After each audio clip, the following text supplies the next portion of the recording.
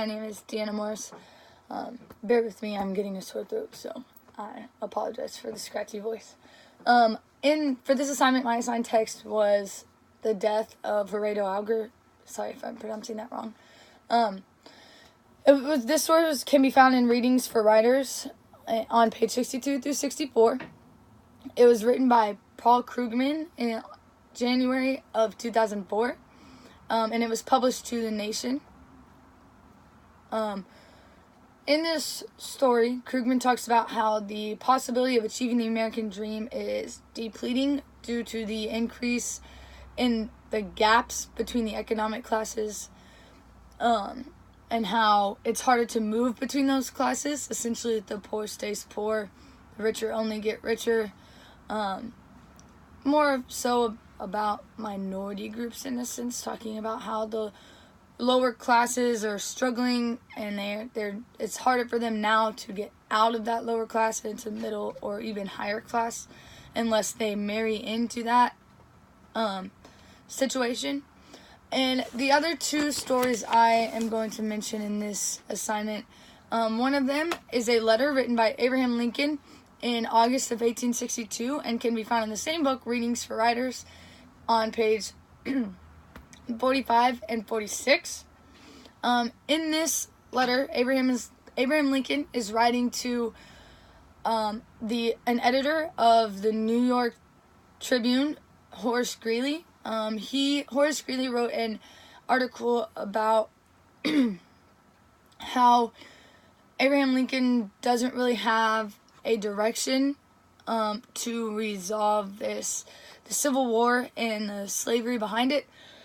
And in this letter, Lincoln writes back to him, kind of clapping back, kind of telling him, "I'm sorry, you misunderstood me.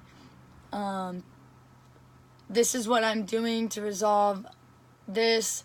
I'm trying to save the Union in a sense, and if that helps slavery, then it helps slavery, and if it doesn't, it doesn't." Really, that is not his goal right now, but we all know how that turned out. But this story just talks about how Lincoln is trying to save the Union. He just kind of claps back at Horace Greeley for the false article that he wrote about him. The next story is Libido for the Ugly, also found in Readings for Writers on page 194 through 198. This is written by Henry Minskin. He writes this story. Excuse me. He writes this story to kind of tell about these industrial towns per se, along the Pennsylvania Railroad. It talks about how these towns are known for their wealth, but when you get there, their houses are ugly. They're not in a filth ugly, but like a physical ugly.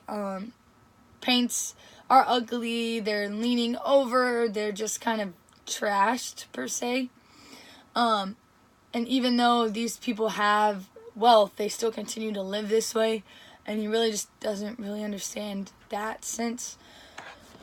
But for connection for all these stories, I think all these stories discuss really minority groups, whether it's poor or slaves or just those just minority groups, those struggling, and how maybe you can fix it. Or in the Abraham Lincoln one, that is more of a, this is what I'm going to do, this is my goal for this struggling group of people.